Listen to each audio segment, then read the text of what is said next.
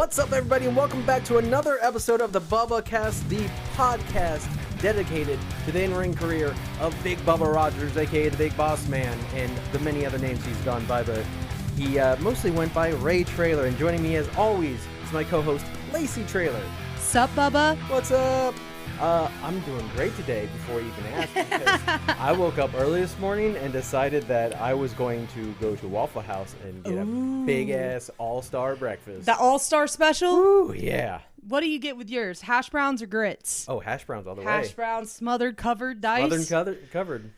Smothered and covered? That's what I do. Capped? Yeah, I gotta have so that's capped. cheese and onions smothered and covered. Well, regular waffle, or did you go with the chocolate chip? Regular. It's Pecan. too early for chocolate chips. I'm already having a fucking waffle. Yeah, I mean, nothing beats a Waffle House waffle, though. I'm already deciding I'm not doing anything today. I'm eating Waffle House at 7 a.m. The carbo load. Exactly. So Ready for a nap. probably just going to skip lunch, I'm going to be honest with you. So, but that got me going today. So I'm feeling great. And we watched an episode of WWF Superstars. And you know what? I'm going to be honest with you. I don't think I've ever seen an episode of Superstars. Me neither. It's a weird time because this is the same year, actually, just I think within weeks of this show, Raw started. Raw debuted. Okay. And that kind of changed the game for pro wrestling and for televised pro wrestling, because the way this show is structured, it's so weird. It's all over the place. There's matches that were taped on different shows, and it's all squash matches. It's different from Main Event, which we talked about last episode, where that was all like star versus star matches. Right. This is all squash matches. Where were they filming this at? It looked like the Tabernacle on the inside. Well, it was a couple different. The portion with Hulk Hogan, that was from Raw, and that was at the Manhattan Center. And that's what's cool about this episode, I noticed, is that it's the first time Jimmy Hart's coming out to manage our guy. Yeah, because he started off, he was managing the Money Inc. leading into this whole storyline, but then he interfered when they took a step too far with Brutus the Barber Beefcake, and he stepped in, he said no more, and he defected. But we will learn all about that later on. Exciting stuff. There's a lot of stuff going on in this era of wrestling. Hulk Hogan is returning to WWF on this episode. We talked about previously, he returned on that week's Raw. So he doesn't stick around for very long. And there's a whole steroid scandal going on, which is why he was gone. So why he took a leave of absence. This must be right before it broke publicly. Yeah, so that's why Hulk Hogan left for a while, because allegations were coming out. And that's why Dad left for a little while, because he was worried that being associated with that scandal could ruin his good name in the law, order, and justice of it all. Right. True. Yeah. You can't be the man of law and order when you're caught up in a legal scandal, which in 1994, it went to trial, and Vince McMahon was found not guilty. So he beat the thing. I don't know what happened to the doctor. The doctor may have been found guilty, but Vince, I think, was smart enough to be like, oh, it's happening, but I did not leave any evidence of me being part of it. I mean, you can say a whole lot about Vince, but you can't call him stupid. Yep. So that's what we're going to do tonight. We are going to talk about, on this episode of Superstars, it is WWF Superstars from February 27th, 1993. 93. And we're going to be watching Big Boss Man take on Doink the Clown. This is Evil Doink at this point. Evil Doink played by Matt Bourne. May he rest in peace as well. But the show's going to start off with Ray Rougeau backstage with Doink outside the locker room. Ray Rougeau says, "This week, Doink, you will be facing a man that won't have to put up with your silly practical jokes." And I'm speaking of the Big Boss Man. But everyone's going to have to put up with his jokes, because he's never going to stop. Never. That's what he does. He's a literal clown. He's a wrestling clown. That's once again, this is an era of just silliness in wrestling. There's a clown fighting a correctional officer live on television tonight. So Doink says, well, he may not have a choice. I have a big surprise for the Big Boss Man. Excuse me, the Law and Order, he says. He goes, that's the joke, calling him Law and Order of WWF. The disrespect right off the bat from Doink. This one was a very disrespectful commentary. Because during the match, you got Heenan on commentary, and we already know the history there. It was little strays every time he opened his mouth. Yeah.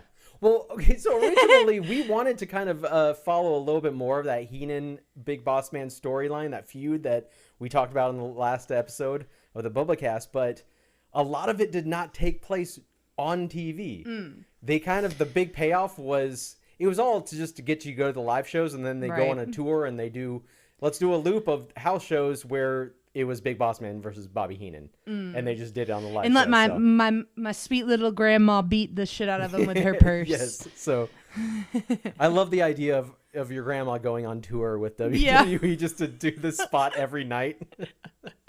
Like she's just hanging out with the boys at the bar. She's smoking cigars and drinking with the boys, playing cards. That would be awesome. Yeah. So Doink pulls Ray Rougeau's pocket square out of his pocket. And he says, I'm going to show you a little magic trick. Watch the hanky. Watch the hanky. And then he just blows his nose with it and puts it back in Ray's pocket and walks away. It's a callback to the Blow episode. Oh, yeah. Oh, wait, that's 4 years in the future. No, that was in the past. Oh. That was 1990. Oh, okay. So this is 93. This is 3 years later. So Vince McMahon, alongside Macho Man Randy Savage and Jerry the King Lawler, welcome us in front of a blue screen once again. I know it's a blue screen because they didn't start using green screens until much later. Also, you can see a blue outline around them. That's how bad the effect was. But it's 1993, so yeah, I'm surprised they did any effects. Vince says that tonight, the evil clown Doink meets the big boss man. Jerry Lawler says, that's great and all, but the highlight tonight is the 8-foot-tall giant González in an interview. And Macho Man says, the match is great, the interview's unbelievable, but I've got something better from Monday Night Raw. The Hulkster is back. Oh, yeah. And that's right. They're really hyping this up. They're like, we don't even have a segment for tonight. We're just going to show you what happened on Monday Night Raw. Because holy shit, it's the biggest name in wrestling. It's so funny. Dude. They're really hyping up this return of Hulk Hogan, and he doesn't even stick around. I know. He's gone by August. He left. He was already doing matches in New Japan before his contract expired here. So and he only wrestles 3 televised matches. Yeah, but he requires you to really build him up no matter what. Build him up for months, so he can insert himself into the main event of this WrestleMania that's coming up. We'll talk about that after the show because this whole show is building up for WrestleMania IX, which was not a good WrestleMania. So we're going to start off with our first match, Yokozuna versus Brian West. This is a squash match because who the fuck is Brian West? Yeah, really. I've never heard of this guy. And I got to say, his outfit is... Ooh, yeah, that's what Adam was like, that singlet is really something. Yeah. It looks like it was backwards, but then you see the back, you're like, no, exactly. That's the back. We did think it was front backwards looks like first. The back. It's not a good one. Yeah. So Yokozuna is accompanied by Mr. Fuji, as he always was. Macho Man says, the infamous Yokozuna. 3 weeks ago, he put a buddy of mine, Hacksaw Jim Duggan, on the shelf. And I don't know the Hitman. I'm sorry. I got all caught up doing Macho Man. He says, and don't you know the Hitman Bret Hart is watching him with 1,000,000% intensity because he puts the title on the line in Las Vegas. So that's right. Yokozuna is challenging Bret the Hitman Hart for the title. They had some really sick shots between his legs. Like they dropped the camera down between his legs to see his opponent. Yeah. When he's stomping in the ring, doing his sumo wrestling thing. And you get a shot from between his legs. We just see a big close-up of Yokozuna Gooch. On live TV. That's what I want to see. A fupa. Yeah. Because we know Bret Hart wants to, he says later, they spread wide. We're gonna get into that one too. Yeah, so he's gonna put the title on the line in Las Vegas. So WrestleMania IX would take place April 4th at Caesar's Palace in Las Vegas. Jerry Lawler says everyone knows that the King communicates with the Emperor of Japan on a regular basis, and that the Emperor will be there in person at WrestleMania to see Yokozuna emerge victorious over Bret Hart. It always gets so political in here. It's just like, Vince is like, I don't believe that for a second. Like, that is not true. Yeah. I know you, Jerry. What? So this is the entire match. This is such a squash match. Not a single... Brian... what was the dude's name? Brian West. Didn't get a single move in. No, He didn't. Clothesline, belly-to-belly suplex, leg drop, throws him into the corner, chop, into the opposite corner, running backsplash, forearm strike, bonsai drop. Bonsai. 1, 2, 3. Yokozuna's your winner. Ding. That's it. Wow. Brian West is dead. Jerry Lawler says someone better bring a spatula to WrestleMania because someone's going to have to scrape the Hitman off the mat when Yokozuna finishes him. Who? So got a little backstory for this next segment. So this is we just had the Royal Rumble before this, and at the Royal Rumble, Jim Duggan was taking on Yokozuna, and Jim Duggan said that he could knock Yokozuna off his feet. That was the whole challenge. A bold statement. So from this is straight from Jim Duggan's Wikipedia page. In early 1993, he was involved in a feud with the then near 600-pound Yokozuna. Okay, note, near 600-pound Yokozuna. Later in the show, he's billed at 505, so not near 600 at all. So yeah, that was a little exaggerated. Who was the #1 contender to the WWF Championship at the time. Manager Mr. Fuji was bad-mouthing America, and Duggan challenged his protege to a match. The match was promoted by claiming that no one had knocked Yokozuna off his feet. The stipulations to the match were if Duggan knocked Yokozuna off his feet, Duggan would win. And on the February 6th edition of Superstars, Duggan won the match after knocking Yokozuna down completely, and then was manhandled by the much bigger Yokozuna after the match and fell victim to 4 bonsai drops, sidelining Duggan for 4 months. So sorry, I thought that happened at the Royal Rumble. That happened on Superstars. Drops. So yeah, he's basically been murdered. So Vince now has Duggan's dad on the phone. Like, what a weird cracking segment. up. So apparently Jim Duggan's dad is retired police chief. And up in Watkins Glen, somewhere up like there in upstate New York. I forgot to write it down. I heard him say where he was, the chief of police, and I totally did not put it in my notes. Yeah, that sounds right. So Vince asked Chief Duggan for a condition report on his son Jim. He says Jim's ribs are hurt pretty bad right now. He feels like he let a lot of people down, but he did what he said he would do, and that's to knock Yokozuna off his feet. He says nobody represents the red, white, and blue like his son Jim, and he's damn proud of him. And I said, this is the most scripted ass phone call I've ever heard. This man was given lines to read, and I'm not sure this is even Jim Duggan's real father. Because this man read this like he was kind of an actor, but also was very clearly reading. And it went to the blue screen with a little square that was showing a picture of him. Jim Duggan with his dad on the phone. I don't know why this happened. They're like, it would be a good idea. Get Chief Duggan on the phone. Who's Chief Duggan? No one knows. There's no. And don't we have the big boss man here? Yeah, we already have a cop on the show. He's wrestling a clown. That's the show. What a weird wrestling. What a weird world of wrestling. Yeah. A cop is fighting a clown tonight on TV. Tune in. This is a real America. So we go to the event center with Sean Mooney in the studio. Tells viewers how they can buy tickets for WrestleMania IX. He mentions one of the matches will be the narcissist Lex Luger versus Mr. Perfect. So this is right after Lex Luger returned to WWF as the narcissist character.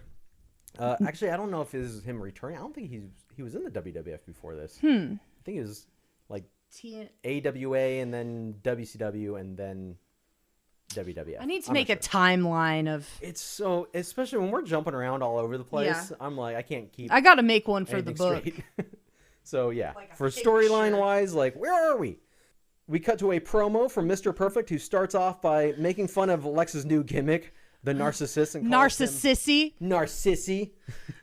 Says he sees him out there flexing all those muscles, but there's only one Mr. Perfect in WWF, and his body doesn't have any flaw. But Luger's flaw is Bobby Heenan, so Mr. Perfect has turned on Bobby Heenan. He sees right through him. Oh Lord!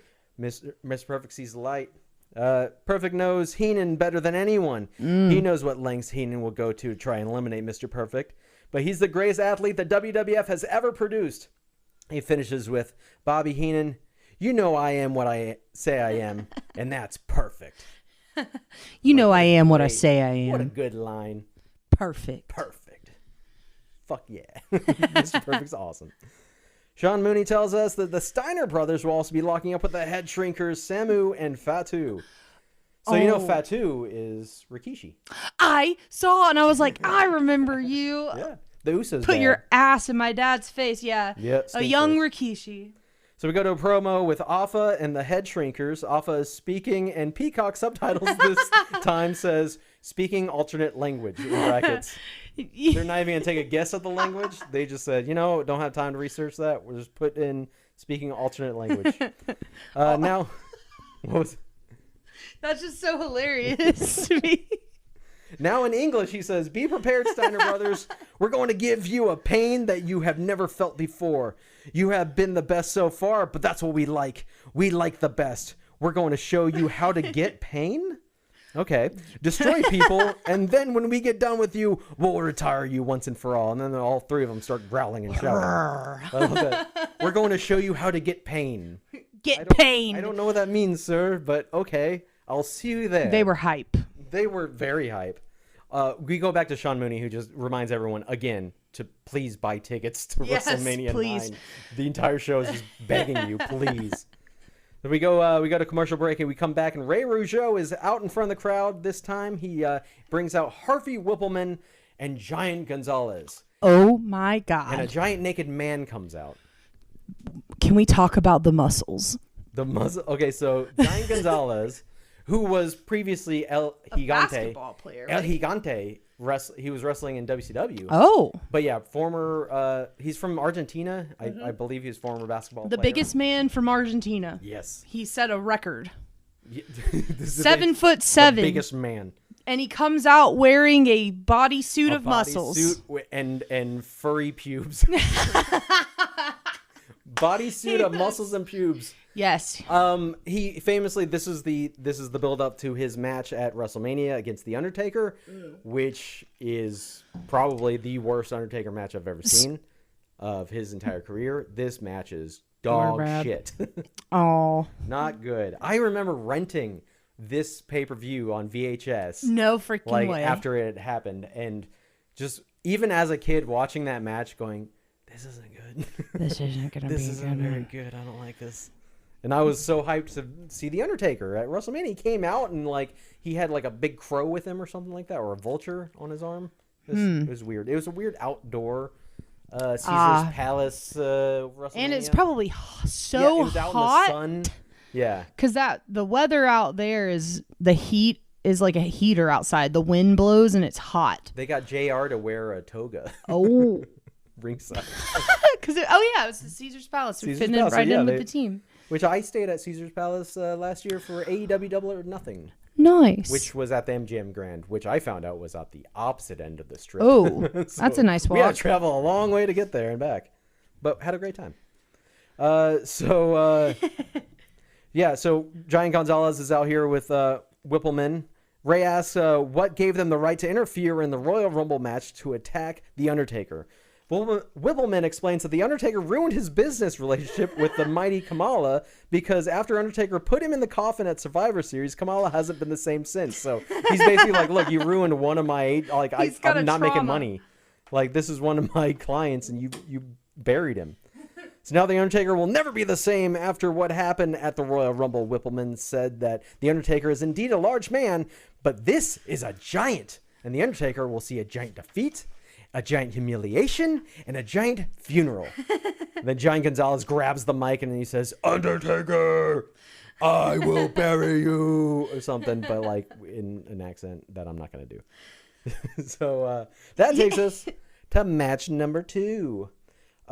Lacy, did you ever meet the Nasty Boys? I did. Brian, he was at, both of them I think came to Dad's funeral, but I know Brian recently had some medical stuff happen. They were affected by the Hurricane Helene, I think, and there was a GoFundMe that I shared on Facebook. So hopefully Brian has got what he needed and is on the mend, because I think it was potentially gonna have to have his foot amputated or something. No.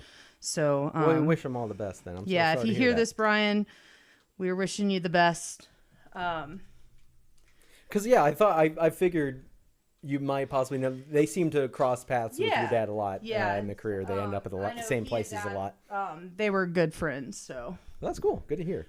So, match number 2 is the Nasty Boys taking on Mark Ming and Jim Gorman.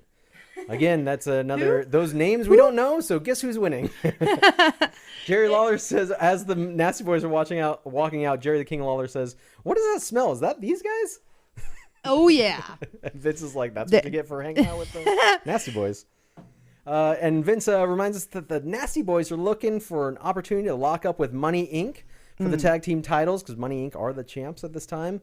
And Money Inc. will need to be looking over one shoulder for the Nasty Boys and the other shoulder for Hulk Hogan, who just came back and put his sights on They're Money not Inc. happy. Yep. So Money Inc. not in a good place right now. Macho Man says that on Monday Night Raw, Hogan made his presence felt, and Money Inc. are number 1 on his list. The Nasty Boys take Mark Ming to Pity City. They deliver a pit stop in the corner. Of course, that's when one of them will, in this case, Brian Knobbs lifts his arm up, and then Jerry Sags rubs his opponent's face in his armpit. And you know why they call him Nasty? Yep. Jim Gorman tags in and just gets dominated by Sags and Knobbs. Finally hits a running power slam from Brian Knobbs, followed by a top rope elbow drop by Jerry Sags. Imagine doing a top rope elbow drop in front of Macho Man. Yeah. Like, dude. You got any notes for me, sir? And 1, 2, 3, that's it. Winners are the Nasty Boys, and nobody is surprised by that finish right there. But Vince says, we'll be right back with Hulk Hogan. This is kind of a lie, because we'll be right back with a clip from Monday. Everyone loves Hulk Hogan not in anymore. This era. And he's not even hot. Now he gets booed when he comes out on Raw. I've always been so confused. I remember being I remember being a child. Like, it's not about his attractiveness. I think he was never attractive. Exactly. He was a cartoon character. I think, and the charisma, that's kind of, I think he might have been the first person to have that, like. In the 80s, he was a character on par with Optimus Prime. I love Optimus Prime. Or He-Man. It's like he was just another Saturday morning cartoon and a toy we could collect. And that's literally what his character was. And then now the sheen has worn off, and it's just that's just Terry. Yeah, that's Terry. Just Terry. He's lying about something again. Great, Mr. Terry. Mr. Terry. So again, I just break down a little backstory for this Hulk Hogan return. Vince is in the ring on Monday Night Raw addressing the crowd, and he introduces Hulk Hogan. Backstory: Hulk Hogan took a leave of absence from WWF after the steroid scandal began, where news sources began to allege that Dr. George Zahorian III, a doctor for the Pennsylvania State Athletic Commission, had been selling steroids illegally to wrestlers in general and Hulk Hogan in particular. Hogan has just returned. Like, he said, "Why'd you say fuck me?" It's like, why? Wait. Damn, he's like, in particular, that motherfucker. Like, dude, like he named one name, and it was Hulk Hogan. Hogan has just returned though to help Brutus the Barber Beefcake against Money Inc. The trial didn't start till the following year. Yeah, so he's got time. Yeah, he's good. Hogan says that he was watching last week as his friend Brutus Beefcake was taking on he calls him the multi-million-dollar man, Ted DiBiase, and he saw Ira sneak out there and interfere in the match and watch them both attack his friend. And at first he thanks the big man for looking over Beefcake. The big man, I assume he means God. Right, that's exactly what I said to Adam. I was like, he's talking about God, right? I want to thank the big man, dude. Come on, Jack. Looking for my friend, Brother Brudeye. As he always calls him Brother Brudeye. So he thanks the big man for looking over Beefcake, and he thanks Jimmy Hart for stepping in and putting his body on the line and forcing $1 Million Man to stop. And so he's like, hey, good on you, brother. Like, you actually showed integrity.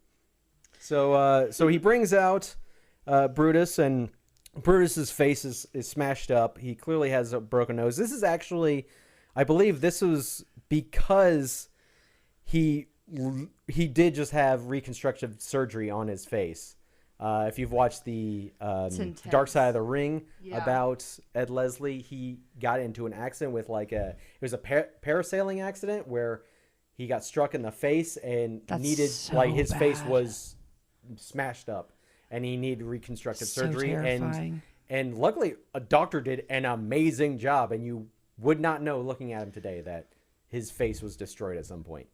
So this is him coming back from that, I think. So I think that's why he is all bruised up in his face still, because he is still healing from that surgery. What a tough they guy. worked it into the story. Yeah, So. to bounce back that quick. Yeah, like holy shit.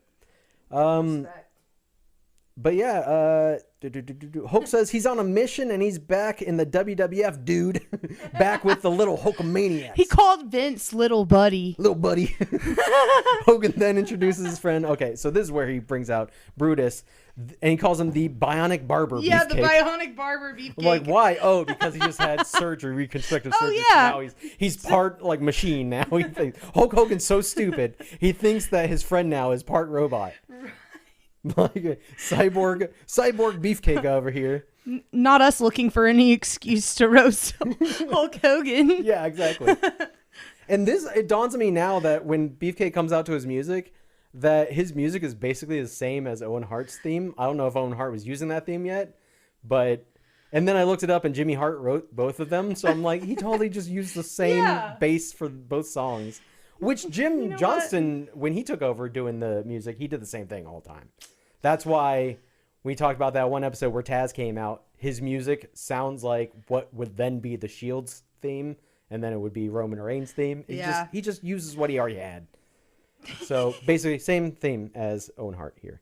Hogan says that they'll call themselves the Mega Maniacs. He just came up with that. Which apparently, so these guys have teamed before, like years ago, but they didn't have a name until now. He just made it up on the spot and was like, "It's got a nice ring to it. I think we'll keep it." It was so like you did not come up with that on the spot. He was his bad acting words like, I know. We'll call ourselves the Mega Maniacs. That's it. Eureka! That's the ticket. A light bulb flashed over his head. It's like, oh my god. And he tells Jimmy Hart. He brought Jimmy Hart out as well. He tells Jimmy Hart that his job as their manager now is to either get the $1 Million Man or IRS into singles or tag team matches with them as much as possible. So, he says, what you gonna do when the trio of the Mega Maniacs runs wild on you? Come on, brother. So he's got to get in his shit.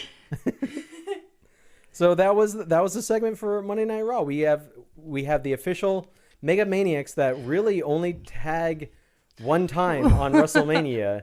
I guess they did do house shows. They did a tour of house shows, but did not team up again on TV other than WrestleMania. So that was it. Which I think short-lived. I think they made action figures of them. I'm like, oh my of gosh. Well, I mean, Hulk Hogan just wears yellow and red all the time anyway. Yeah. It's not like there's anything special, but Brutus put on red and yellow. He had a special little Mega Maniacs or whatever. It looked fancy. Costume. I'm going to call it a costume when it comes to him. So we're going to go on to the match that we're all here for tonight. The Big Boss Man taking on Doink the Clown. The screen says Wrestling Challenge for some reason. I was very confused by that until I figured out. I go, oh, this is a different place. This is a different place and time. There was also a wrestling show called The Wrestling Challenge, and this was obviously taped during one of those, but did not air on one of those shows. It is airing on Superstars. So confusing, very confusing. Because I also noticed that we have Gorilla Monsoon and Bobby the Brain Heenan now on commentary, and also the entrance area was different. It was like the neon entrance gate, which I love that. They have the action figure version they of it do. now. I got it. It's great. It lights up and has different little like light modes. I caught a peek of it, your little studio room earlier. Oh yeah. It looks so badass. Yeah, with my I like to just have everything in a separate room, and it becomes such a mess because I have too much stuff. I'm going to post some pictures of your games, your little setups. Yeah. Yeah, I know we're standing here recording and he's seeing me take pictures around the room. Yeah, and I'm like, okay. She knows what I'm saying. She has headphones on. She's listening to me. So, it's time for Big Boss Man versus Doink. We are on the Wrestling Challenge. Again, we have Gorilla Monsoon and Bobby Heenan in commentary. Big Boss Man comes out to the ring, and Doink is already there. We don't see a Doink entrance. Doink tries to hand Big Boss Man a cardboard box. Yeah. He has a box with him. Here you go, buddy. Gorilla Monsoon says, "What's he got in the box, Brain?" No reason to be suspicious. Heenan goes, "I don't know." Gorilla goes, "You're the journalist. You're supposed to know everything." Heenan goes, "But it's not my box. It's his box." Doink keeps trying to hand the box to Big Boss Man. He won't take it until Doink finally just hits him in the head with it. Like, "Here, motherfucker." And just hits him. Doink hits a neck breaker, then locks on a hammerlock crossface submission hold.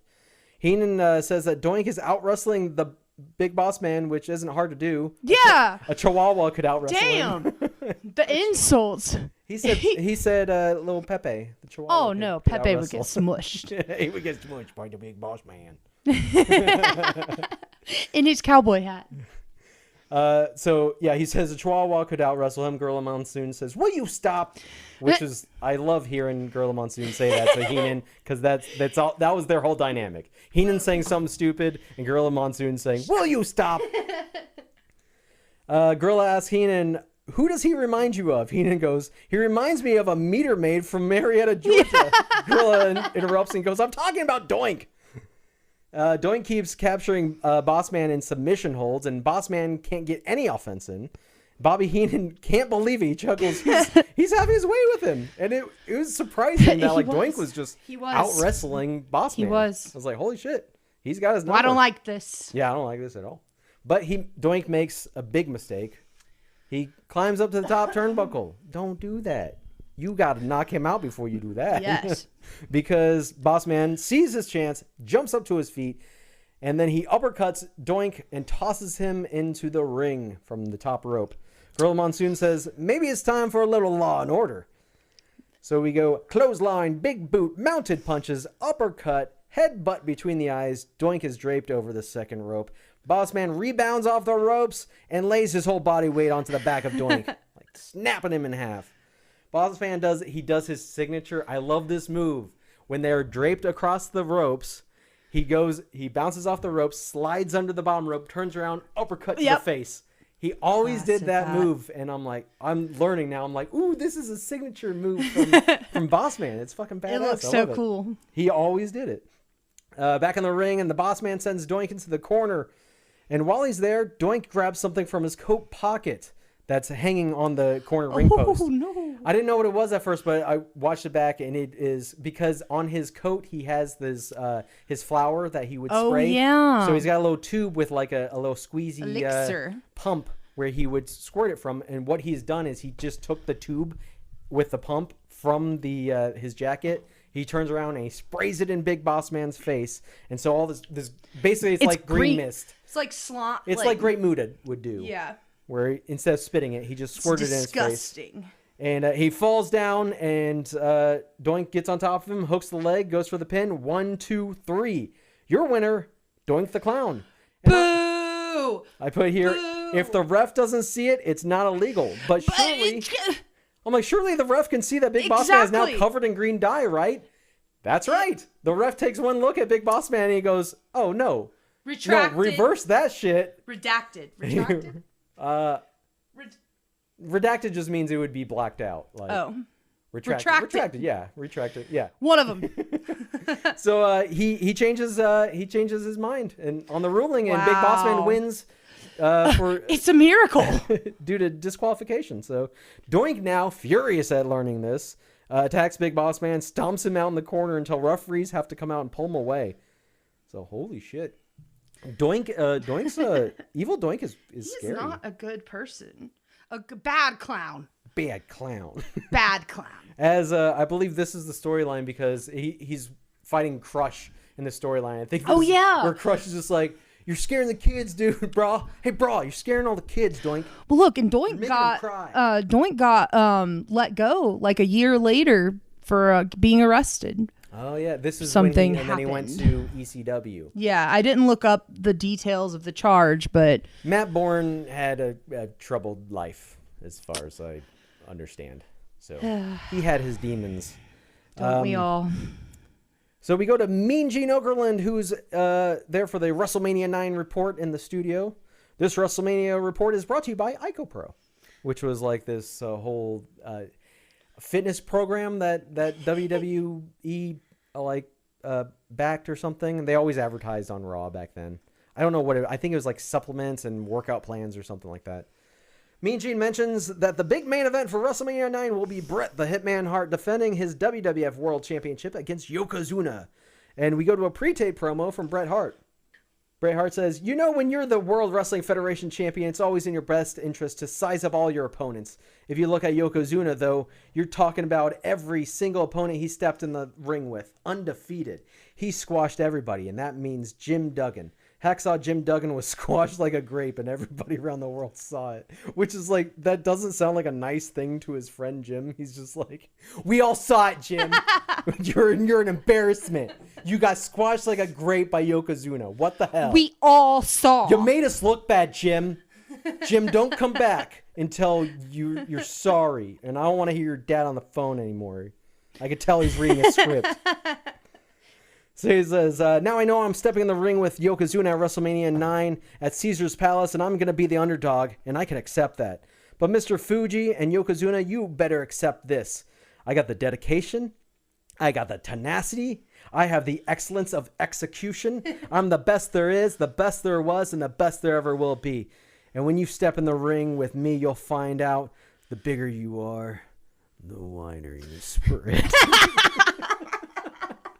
He doesn't say it like that, but it's such a weird thing. Oh, what did I do? Okay, I pressed the button. I was like, what happened?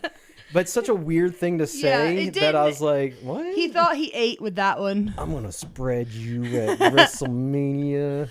No.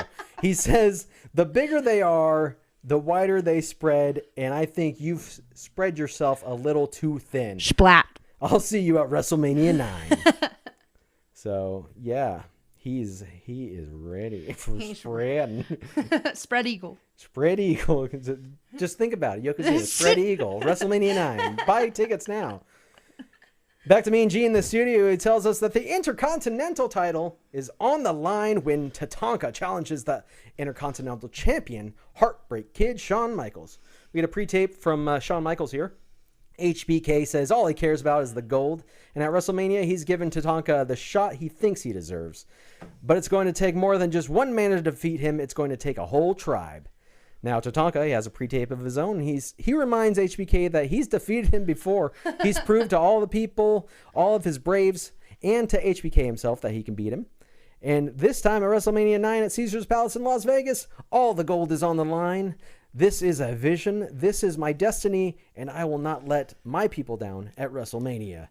Back to Mean Gene in the studio, who reminds the viewers that Giant Gonzalez will be meeting The Undertaker after these two had a run-in with each other at the Royal Rumble.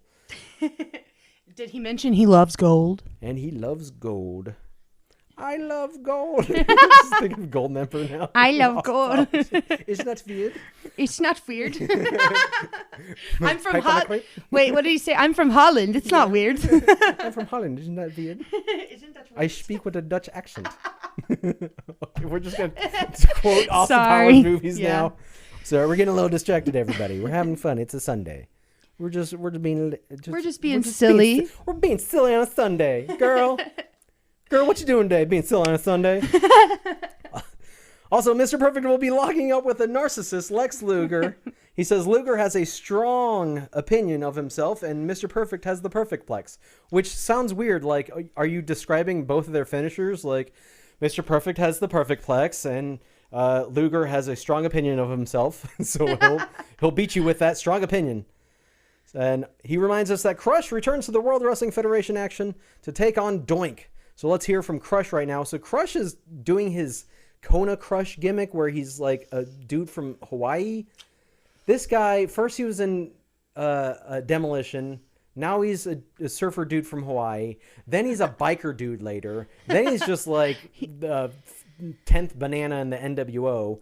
And then he's in a tag team called Chronic where they're supposed to be like a weed gimmick, but they make no references to weed gimmicks except for their merch. It's so weird.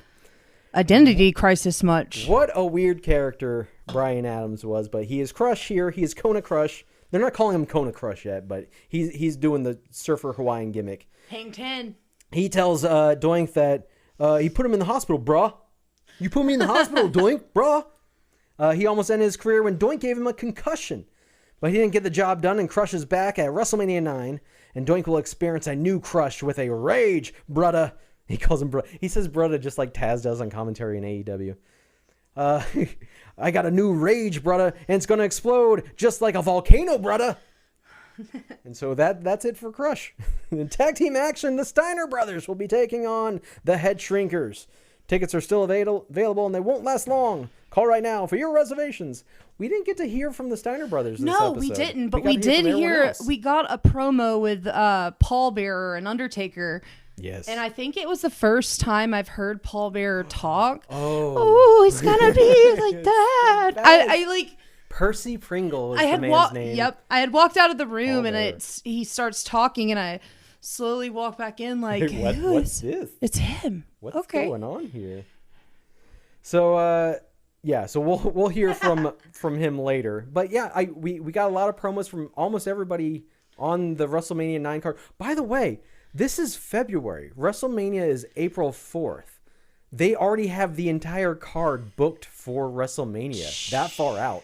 That does not happen today. Yeah. I feel like the day before WrestleMania, they still don't have every and match on the card. And they moved it to the last weekend of April instead of the first. Oh, did they? Yeah. Yeah, this year. Because I was wanting to go to WrestleMania, and then they moved it to Easter weekend, and I got these freaking kids. I got these kids, man. These damn kids. So we are now back from break, and narcissist Lex Luger is in the ring, and he's flexing in front of a mirror while everyone boos. Everyone's like, great visual. It's so funny because we just cut to it's already happening, and just everyone's booing, just like it kind of makes you think like, how long has he been there? Like, what if he's been doing this for 20 minutes and we're just joining now and they're just booing? They're like, what is this show? They are not happy about this. So we have Vince and Macho Man back on commentary again. Macho Man says, this guy, the narcissist, could only pay his way into a basketball game. And I don't know what that means. Is he? Yeah. He was a basketball player. Was he? Yeah. I think me and Adam were looking it up. No, not Lex Luger, the Giant.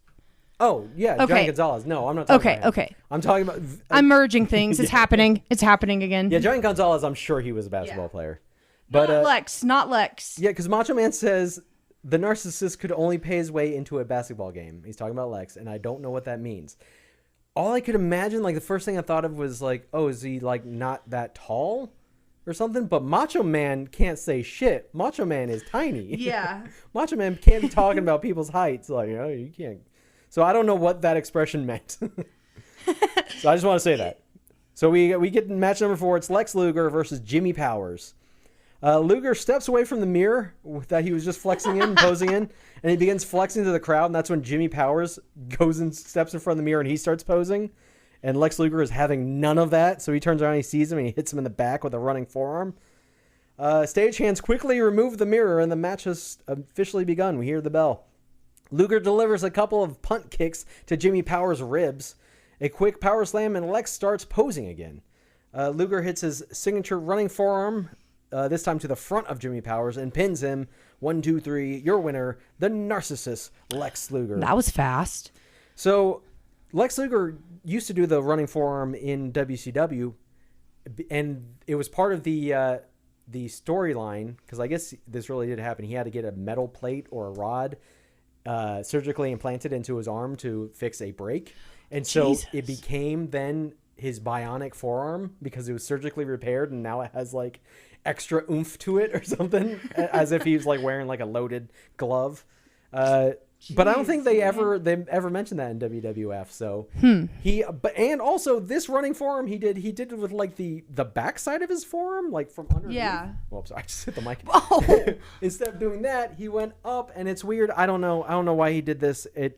And then he won with it. What was his finisher here? Was he doing the torture rack yet? Anyone know? Yeah, comment. Did he do that? He had this weird run in WWF here where he comes in as the narcissist, and then they just stop doing that, and he turns into like the big American gimmick, USA gimmick, and he has the Lex Express bus that he's going town to town in. And that's just because Hulk Hogan leaves, and Vince then says, okay, let's try with Lex Luger being like our next Hulk Hogan. and then gets cold feet and just drops it, and then he leaves and goes to WCW. Kind of sounds like you might be onto something there. So it's a weird situation here. Anyway, that's the match there. Vince says everyone who stepped in the ring with Lex Luger complains of getting knocked unconscious. Maybe you should look into that.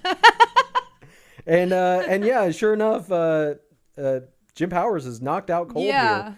And they actually, he's motionless in the ring, and ringside doctor has to come and use smelling salts to wake him up. I want to try those. Have you tried smelling salts? No, I've seen a video of like people sitting around. I'm wondering if try them. It'll help me like wake up in the morning. Maybe. I feel like you don't need that. Nah. I already take cold showers. Yeah, I was gonna say cold shower kind of helps. Yeah. People swear by that stuff. I don't know if I can do it. I've thought about it. Like even today when I was taking a shower, I was like, should I try a cold shower? Everyone's really talking about that. It just makes me feel like if I start my day with a cold shower, that anybody who comes into contact with me like throughout the day has no idea I'm not the one.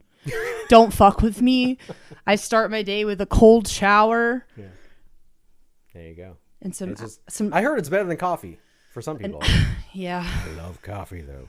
My God. How do you take your coffee? Black? No, I gotta do cream, and then sometimes I'll do sugar if I'm like sometimes one of my coffees a day I will put sugar in, but I'm trying not to do sugar a little bit because I used to put a shit ton of coffee and sugar in coffee, and now I'm like I can't be having that much sugar. So now like every now and then, every like 1 cup I'm like, here we go, I'll get a little sugar, and it's not even a lot. Little treat. So back to Sean Mooney in the event center. We are not done selling this pay-per-view. People, please, for the love of God, buy these tickets. No one's showing up. I don't know if that's true. I don't know if the attendance was bad. I thought it was a direct quote. It was it was a smaller WrestleMania because it was like this weird outdoor arena at Caesar's Palace. So maybe the sales weren't that great, but it was a small venue. So Mooney says, as more matches are being announced, more tickets are selling. So you better buy your tickets for WrestleMania 9 while you still can. We go to a pre-tape from Yokozuna and Mr. Fuji. Mr. Fuji tells Bret Hart to take a good hard look at Yokozuna, 6'5", 505 pounds. See, not pushing 600, not nearly 600. Exaggerating pounds. Professional wrestling and exaggerating? No way. Fuji tells Bret that he is indeed a great and smart wrestler, but he is just a fly to Yokozuna, who will get a hold of the Hitman and crush him to become the new champion. And Yokozuna says, Banzai! A great and smart.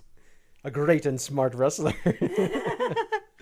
Sean Mooney says, and of course, taking on Giant González is The Undertaker, joined by Paul Bearer.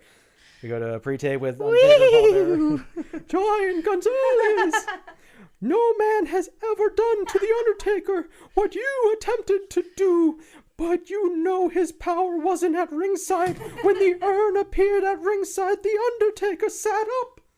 But now at WrestleMania, you will go down. Undertaker says, the Giant González. I can't do a good Undertaker.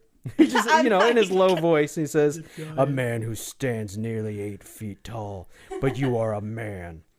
I am an entity which cannot be destroyed. You, González, will rest. He ate with that. Peace.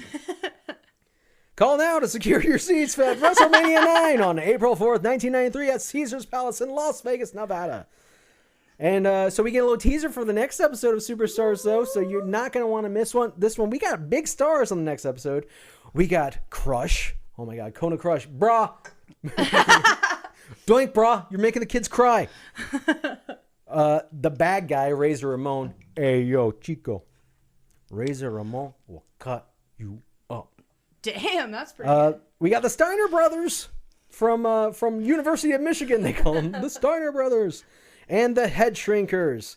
And joining us for a special interview, the reigning WWF champion, Bret the Hitman Hart.